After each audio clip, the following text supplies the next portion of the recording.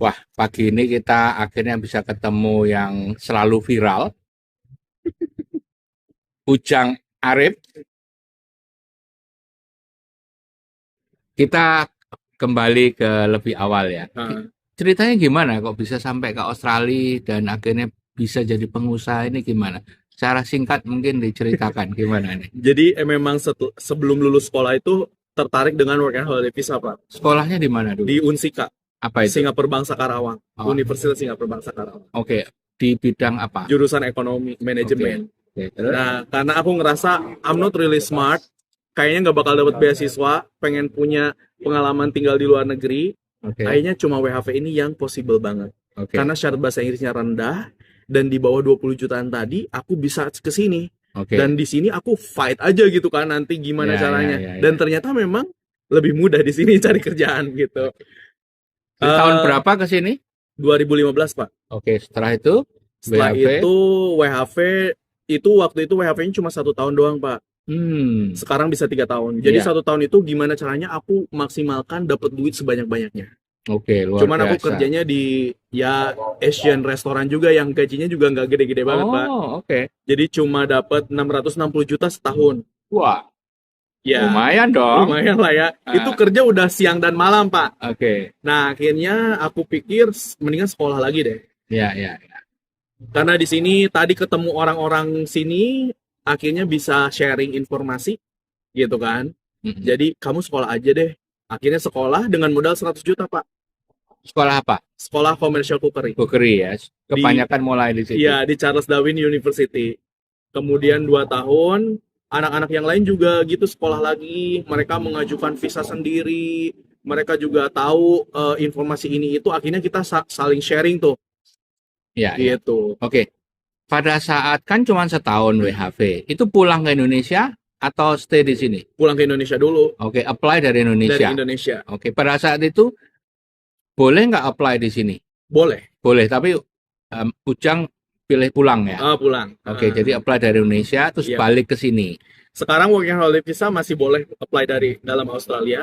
Oh, boleh. Kalau turis nggak Oh, bisa. turis lagi. yang nggak bisa. Oke. Nggak bisa. Oke, jadi sekolah akhirnya berapa lama di sini? Sekolah 2 tahun setengah di Charles Darwin University Oke, di Darwin. di Darwin. Jadi enaknya Darwin itu, Pak, dari gaji se-Australia kayaknya lebih tinggi gitu kan, dan kerjaan juga lumayan banyak, dan banyak orang yang nggak mau tinggal di Darwin Darwin. karena lebih kecil dari Perth Ya, ya. gitu. Ketika aku udah mulai lulus, banyak tuh orang-orang yang dari selatan pindah ke Darwin karena informasi permanen resident visa lebih gampang Oh, oke. gitu. Jadi setelah lulus sekolah, aku langsung apply visa kelulusan. Ya. Itu apply sendiri, Pak, Jadi graduate visa. graduated visa. Jadi sesama teman yang saling tahu nih, Ya. jadinya saling informasi. Kamu apply aja graduate visa, ini formatnya kamu Oke, gitu. oke, oke. Jadi saling ngasih tahu nih teman-teman. Oke. Akhirnya dapet skill assessment memasak. Iya, iya. Jadi kalau kita sekolah apa, nanti ada skill Iya, assessmentnya. iya, iya, betul. Nah, nanti itu skill assessment itu hasilnya untuk pengajuan permanen resident. Iya, iya. Nah, Melalui skill visa ya. skill visa. Akhirnya aku dapat skill regional visa 190 di Darwin. Oke, Hanya oke. dengan 65 poin, Pak. 65 poin ya. Poin Inggrisnya paling berapa pada minimal. saat itu? Inggrisnya harus 6 semua, Pak. Oke, 6 ya. Iya, IELTS 6 ya. IELTS-nya 6 each band, Oke. tapi ada selain IELTS itu ada yang namanya PTE. Iya, iya, iya. Nah, karena aku sadar nih IELTS itu aku pasti susah banget. Itu aku pasti bakal tes ngulang 10 kali mungkin lebih gitu Oke, untuk oke, dapetin oke. nilai segitu. Iya, iya. Akhirnya ada PTE, aku ambil kelasnya dan cuma belajar semingguan, latihan di rumah pakai aplikasinya, dapet, Pak. Oke, ini Gitu. oke. Itu skill visa yang didapat ini bidang pekerjaannya apa? Chef. Oh, chef. Yap, Oke. Jadi chef. dari cookery memperdalam chef, Mm-mm. ya kan? Lalu apa namanya? Akhirnya bisa Pengajuan. dapat. Oke. Iya. Setelah itu kerja di mana? Setelah itu kerja di tambang. Aku coba kerja di tambang Berapa lama? sekitar 2 tahunan. Oke. Nah, jadi di Northern Territory ini itu banyak banget tambang. Tapi lebih Oke. banyak lagi di Western Australia. Ya, ya, ya. Gitu. Dan kita yang tinggal di regional tuh enaknya, Pak, lebih mudah mendapatkan pekerjaan yang kayak gitu, yang di tambang. Ya, Gitu, ya, ya, ketimbang ya. yang di state-state yang lain gitu. Apalagi kalau kita udah memegang sertifikat chef, Pak. Chef itu Oh, sangat dibutukan di sangat tambang. dibutuhkan ya. Dan lowongan pekerjaannya paling banyak. Ya, ya, Gitu. Akhirnya aku join sama agensi rekrutmen ya. gitu yang nantinya mereka menyalurkan tenaga kerja ke tambang-tambang itu. Jadi kerja total di tambang itu berapa lama? 2 tahunan. Di satu perusahaan? Beda-beda. Karena aku ikutan agensi, nanti agensi ini bakal mencari klien tambang mana dan aku bakal dikirim ke sana. Oke, oke. Jadi kerja 2 tahun, setelah itu memutuskan untuk berusaha. Nah, setelah 2 tahun, akhirnya aku pengen pindah ke Perth karena pengen mencari course yang subsidi pemerintah dan Oke. lebih banyak pilihannya. Oke, mau sekolah lagi. Jadi mau sekolah lagi, Wah. ganti karir Oke. gitu. Terus terjadi itu. Istri udah sekolah aged care. Oke. Mungkin aku sekolah-sekolah yang lain gitu kan. Belum ya? Belum. Ya, ya. Akhirnya kayaknya aku kalau ganti karir itu bakal start lagi dari awal. Ya, ya, ya. Dan itu belum tentu jadi passion aku. Akhirnya nggak jadi. Akhirnya aku tanya-tanya ke teman, ada nih yang jual toko katanya gitu. Aku nanya, aku pengen buka toko deh. Ada nih yang jual katanya, Manise ini Iya, Pak. iya. Nah, Oke. dari situlah kita dengan nekat-nekatan Berbisnis. berbisnis. Oke, kita jadilah pengusaha. Oke, sebelum kita ngomong tentang tadi menjadi bisnismen ya. Oke, tadi kan bekerja di pertambangan itu gajinya cukup banget ya. Di pertambangan cukup Pak. Dan Oke. itu banyak saving money-nya karena semua makanan itu di-provide.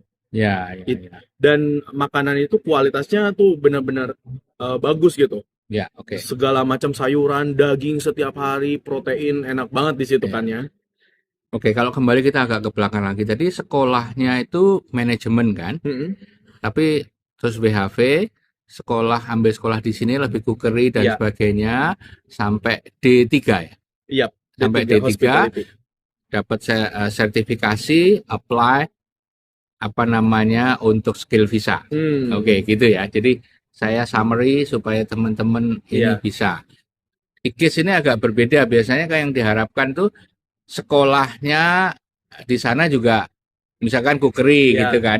Itu kan lebih baik, lebih Relate. smooth ya, lebih relate. Jadi tapi bisa juga ternyata ini dalam kasus Ujang Arif ini sekolahnya lain Bisa. tapi harus sekolah di sini juga Iya. dan punya pengalaman kerja segala macam. Nah, sekarang tantangannya tuh permanent resident visa nggak semudah dulu ya Pak. Betul. Jadi betul. kalau masih muda banget, mau investasi ke diri sendiri dan punya duit itu menurutku lebih bagus start dari student visa.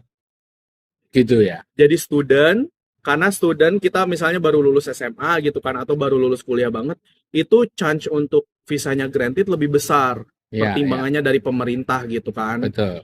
Apalagi kita masih muda, mau ngambil jurusan apapun itu lebih mudah di granted visanya. Ya. Nah, nanti Asalkan ada biaya yang ada biaya. Ya. Nah, setelah visa student itu kita visa kelulusan. Ya. Kalau PR-nya belum dapat, itu kita masih bisa apply Kerja. work and holiday visa. Betul. Ya. Sambil nyari sponsor juga. Jadi perjuangan untuk mencari kesempatan PR-nya lebih panjang Ya. daripada yang WHV dulu baru student Ya. terus visa kelulusan gitu.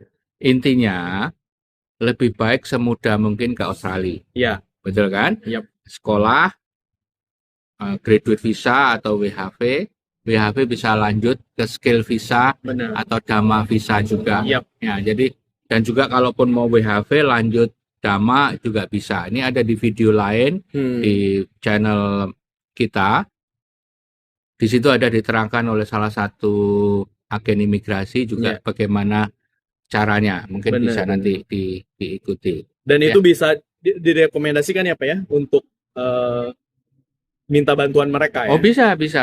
Bu Indah bukan? Ya, Bu Indah, Ya. betul, Bu Indah. Jadi teman-teman memang agen imigrasi itu kalau kalian benar-benar buta atau kalian ngerasa bingung, itu tujuan yang sangat tepat memilih mereka. Karena mereka tuh punya rate pembayaran juga enggak yang nembak gitu loh. Semuanya punya standar tersendiri. Jadi nggak mungkin ada penipuan atau perbedaan yang signifikan.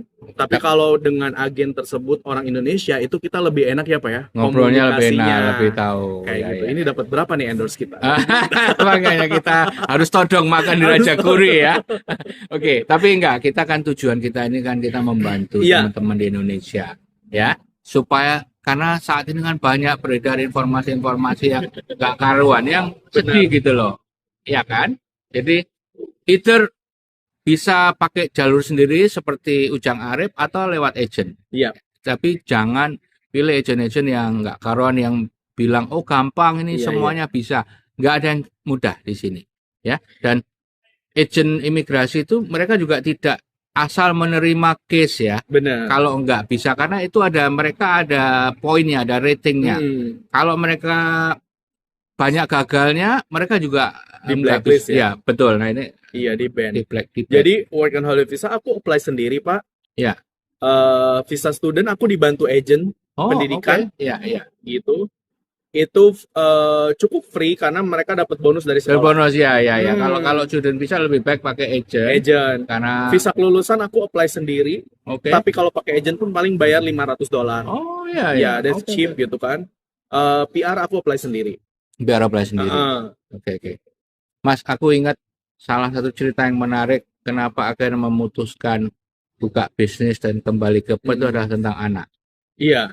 Bisa diceritain, Mas? Jadi memang punya anak itu kan kita pengen ngeliat terus ya. Sedangkan kalau ke tambang itu aku harus ditambang 2 minggu, terus baru ketemu lagi 1 minggu gitu. Jadi short banget, Pak. Nah akhirnya baru akhirnya milih untuk jadi usaha aja. Iya. Nah padahal orang-orang berpikirnya kamu baru punya anak loh, perlu banyak biaya. Terus kamu usaha gitu loh. Jadi memang pressure-nya cukup tinggi, tapi syukurnya Pak, respon dari orang-orang Perth ini positif. Iya. Gitu, banyak yang support gitu. Termasuk dari organisasi Bapak sendiri kan, ICCWA kayak gitu. Support banget, dan orang-orang yang lainnya juga sangat support banget. Iya. Kalau nggak saya ingat ceritanya bahwa anaknya ditinggal waktu balik lupa sama bapaknya. Iya. Sedih banget sih. Ya namanya anak kecil ya, baru deket-deket udah pergi, lupa lagi gitu kan. Ya. Oke. Terima kasih banyak nih